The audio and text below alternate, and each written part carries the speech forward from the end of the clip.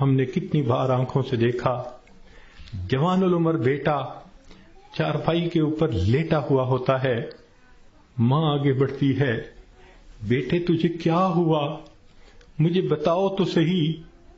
بیٹا خاموش ہوتا ہے، ماں رو کر کہتی ہے بیٹے تم تو میری ہر بات پہ لبیک کہا کرتے تھے، تم میرے اتنے فرما بردار بیٹے تھے، کیا ہوا؟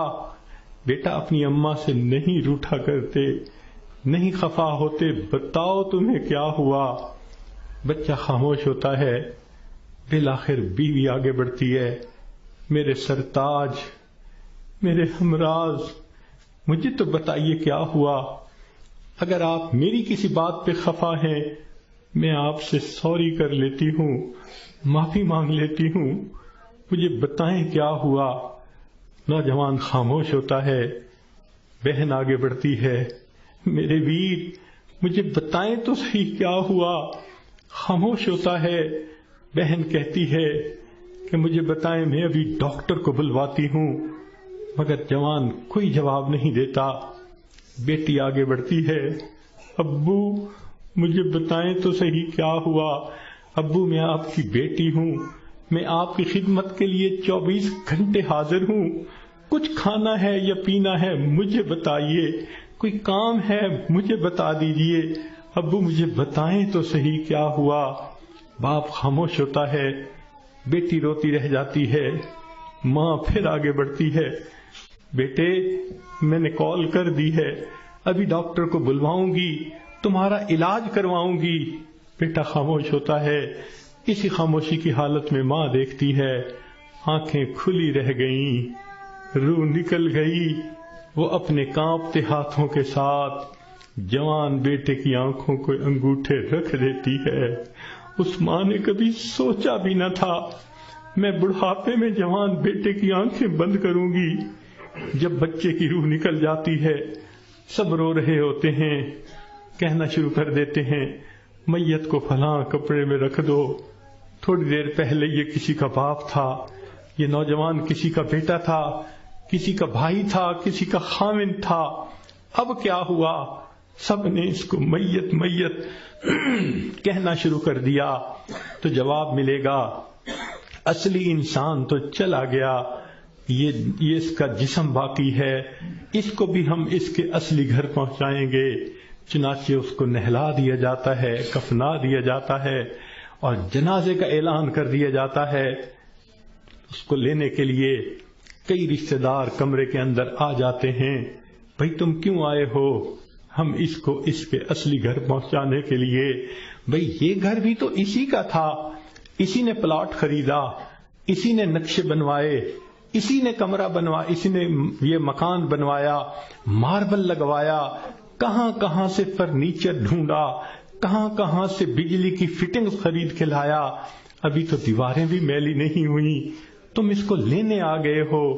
سب کہیں گے یہ تو عارضی گھر تھا، اصلی گھر تو آگے ہے، 2 گز زمین کا ٹکڑا، چھوٹا سا تیرا گھر ہے۔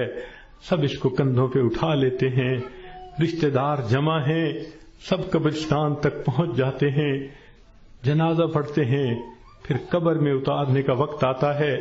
شریعت کا یہ حکم ہے کہ جو قریب ترین رشتہ دار ہو وہ قبر میں اتارے۔ ہم نے اپنی آنکھوں سے یہ منظر دیکھے، جوان بیٹے کو باپ قبر میں اتار رہا ہوتا ہے، بھائی کو بھائی قبر میں اتار رہا ہوتا ہے۔ اللہ کی شان، یہ تو شریعت کی مہربانی ہے، اس نے عورتوں کو منع کر دیا کہ تم جنازے میں اور قبرستان میں مت جاؤ۔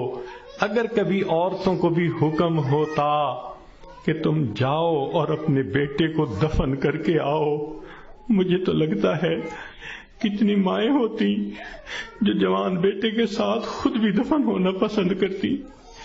کیسی عجیب اللہ تعالیٰ نے مردوں کو ہمت دی ہوتی ہے، جوان بیٹے کو جس کے جسم پہ کبھی میلا کپڑا بھی باپ برداشت نہیں کرتا تھا، آج اس کو زمین پہ لٹا دیتا ہے، اپنے ہاتھوں سے مٹی ڈال دیتا ہے، بھائی مٹی ڈالتے ہیں، دوست مٹی ڈالتے ہیں، منو مٹی کے نیچے اس کو دبا کے اللہ کے حوالے کر کے آ جاتے ہیں۔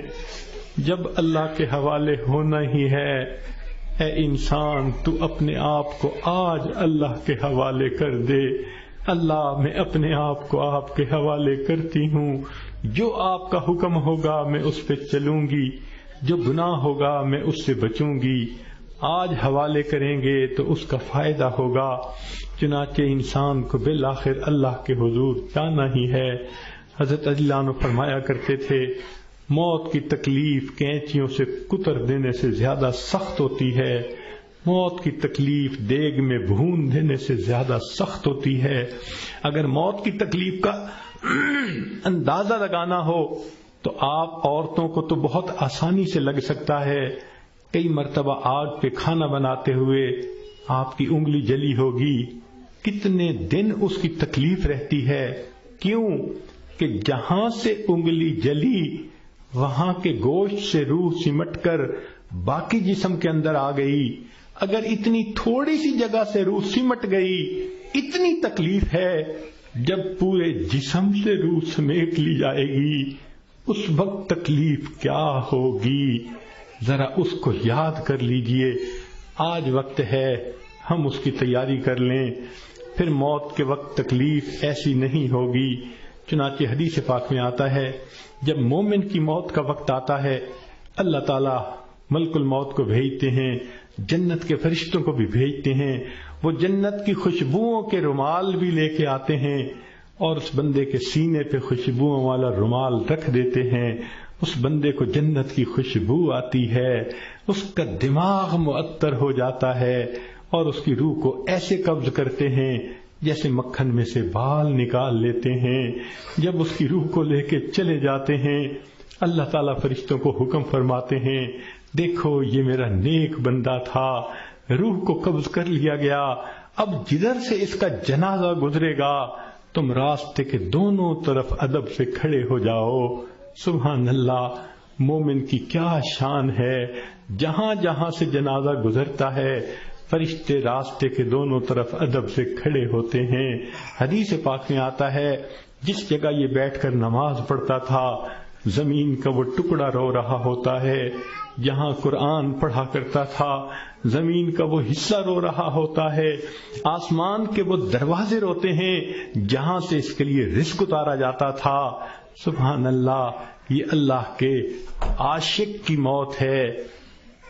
اس لیے کہا گیا کہ عاشق کا جنازہ ہے، ذرا دھوم سے نکلے، محبوب کی گلیوں سے ذرا گھوم کے نکلے۔ یہ عاشق کا جنازہ جا رہا ہے۔ پھر اس کو جب دفن کیا جاتا ہے حدیث پاک میں آتا ہے اللہ تعالیٰ فرشتوں کو فرماتے ہیں، یہ میرا بندہ دنیا سے تھکا ماندہ آیا ہے، جاؤ اور اس کو جا کر کہہ دو نم کنومت العروس، دلہن کی نیند سو جا۔ فرشتہ آ کے خوشخبری دے دیتا ہے تم دلہن کی نیند سو جاؤ۔ یہاں محدثین نے نکتہ لکھا، یہ کیوں نہ کہا میٹھی نیند سو جاؤ، آرام کی نیند سو جاؤ، گہری نیند سو جاؤ، یہ کیوں کہا کہ دلہن کی نیند سو جاؤ؟ تو اس کا جواب انہوں نے یہ دیا کہ دلہن جب پہلی رات اپنے کمرے میں جا کر سوتی ہے اس کو وہی جگاتا ہے جو اس کا خاوند، اس کا محبوب ہوتا ہے۔ یہ مومن آج قبر میں دلہن کی نیند سو رہا ہے، کل قیامت کا دن جب ہوگا اس کو وہی جگائے گا جو اس کا محبوب حقیقی ہوگا۔ چنانچہ مومن قبر سے اٹھے گا، آواز آئے گی یا ایتھا النفس المطمئنہ ارجعی الی ربک راضیۃ مرضیہ فادخلی فی عبادی وادخلی جنتی۔ مومن کی آنکھ کھلے گی، اللہ تعالیٰ مسکرا کر اس کا استقبال کریں گے۔ یہ کیسا خوش نصیب انسان ہے کہ جس نے اچھی زندگی گزاری، آج یہ دنیا سے آخرت کی طرف کامیاب ہو کر چلا گیا۔ اللہ تعالیٰ ہمیں بھی ایسی کامیابی والی زندگی گزارنے کی توفیق عطا فرمائے۔ وآخر دعوانا ان الحمد للہ رب العالمین۔